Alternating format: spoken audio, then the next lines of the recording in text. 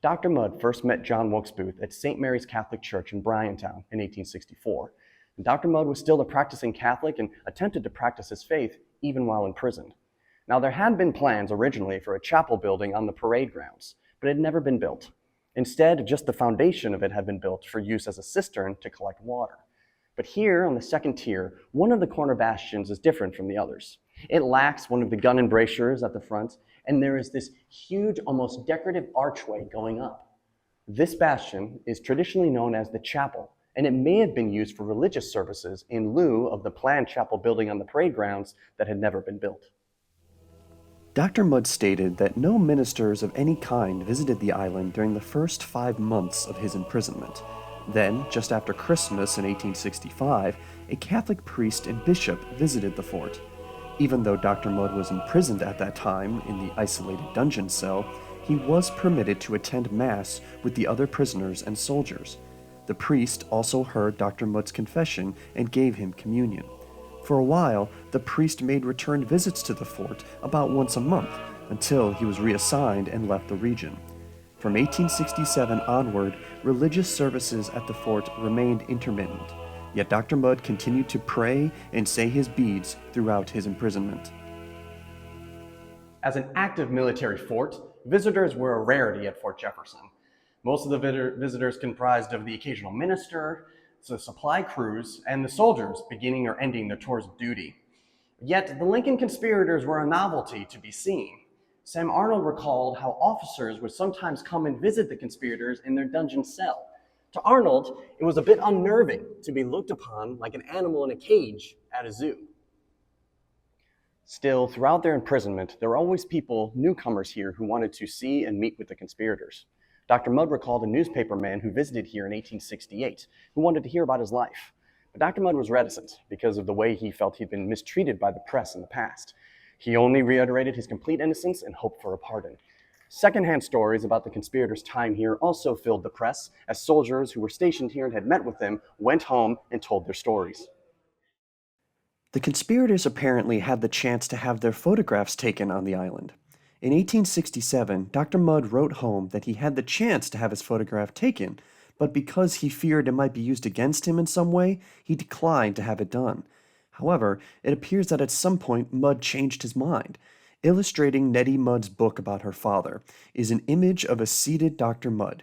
It is labeled as Dr. Samuel A. Mudd as he appeared when working in the carpenter shop in the prison at Fort Jefferson.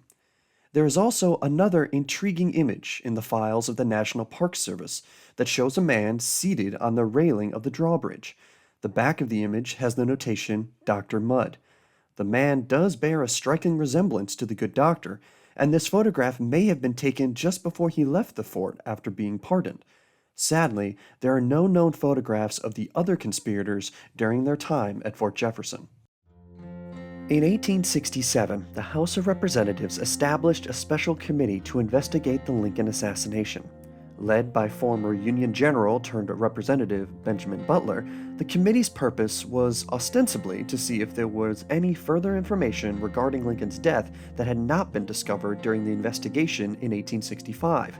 In practice, however, the committee was controlled by Republican lawmakers who hated President Andrew Johnson and were actively looking for evidence to impeach him. It was well known that John Wilkes Booth left a note in Vice President Johnson's box on the morning of the assassination, and rumors swirled that Johnson may have had a hand in his predecessor's death. As a result, the committee sent a notary public named William Gleason to Fort Jefferson in order to interview the Lincoln conspirators in hopes they might reveal something about Johnson that they could then weaponize. When William Gleason first arrived at Key West, he learned that yellow fever was raging at Fort Jefferson and that one of his interviewees, Michael O'Laughlin, had died. He made the wise choice to wait out the yellow fever before proceeding to the fort. When he arrived, he first met with Dr. Mudd and showed him the congressional authorization he had to accept any voluntary statement Dr. Mudd would like to make regarding the assassination. At first, Dr. Mudd refused to give any statement, as he was concerned that anything he might say may be used against him. Gleason assured him that this would not be the case, but Mudd still demurred, saying that he would think about it. Gleason stayed at the fort for 2 weeks, often meeting with Dr. Mudd and discussing the assassination, but off the record. Dr. Mudd eventually said that he would be willing to give a statement, but in person to the committee in Washington. Gleason said he was not authorized to do that. Eventually, Dr. Mudd gave him a one-page statement in which he denied any foreknowledge of the assassination. In William Gleason's final report to the Congressional Committee, he wrote of Mudd, "It is my opinion that Dr. Mudd had knowledge of important information, and in his conversations with me, he desired to present only such remarks as would be favorable to himself." At the time of Gleason's visit, Samuel Arnold was quite ill. Dr. Mudd wrote that he had been struck with dysentery. According to Gleason, Arnold was willing to provide a statement so long as his words were recorded accurately. Like Dr. Mudd, Arnold complained of being misrepresented by the authorities and the press in the past. From his sickbed, Arnold wrote out a signed 12-page statement recounting his recruitment into John Wilkes Booth's plot to abduct the president and the conspiracy period that ended in March of 1865 when Arnold ended his associations with Booth. In addition to the statement, Arnold agreed to answer questions posed by Gleason on the record. Upon questioning, Arnold stated that he had never heard of others involved in the plot against Lincoln aside from Booth and his conspirators. William Gleason found Arnold to be open, honest, and forthright in his interviews, and wrote that he gave full confidence to Arnold's truthfulness. Contrastingly, Samuel Arnold paints a much different scene of his interviews with Gleason in his later memoirs. According to Arnold then, he stated that there was nothing voluntary about his interview with Gleason, and that Gleason consistently tried to get him to swear to falsehoods, even bribing him with possible release if he did so. At one point, Gleason presented a statement which he wished Arnold to sign, but after reading it, Arnold refused, saying that his words had been changed and it was nothing like what he wanted to say. Apparently, the commander even threatened to shoot Arnold if he didn't comply, but Arnold stood firm and was allowed to write out his own statement. Arnold also claims that Gleason had the power to put the conspirators in solitary confinement and on bread and water diets if they refused to help him. It's difficult to reconcile Gleason's report and Sam Arnold's later memoirs. There's no doubt that the conspirators faced adversity here at the hands of some pretty cruel officers at times. However, his interaction with the notary, the details just don't add up. Dr. Mudd didn't speak of any adversity in his attempt to maybe not even give a statement. And even when he finally gave a single-page statement, Gleason was happy with it, even though it really gave no vital information.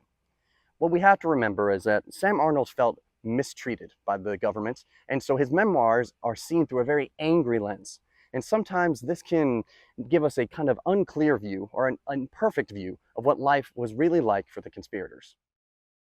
Like the other two, Edmund Spangler was at first reluctant to give any sort of statement for fear it would be used against him.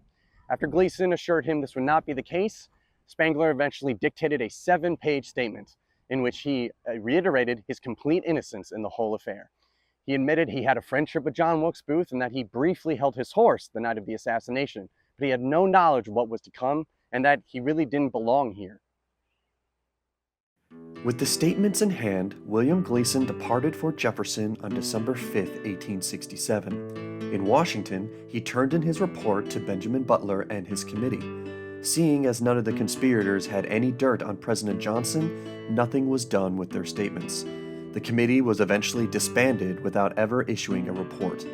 Butler and the other Republicans merely used other means to impeach Johnson.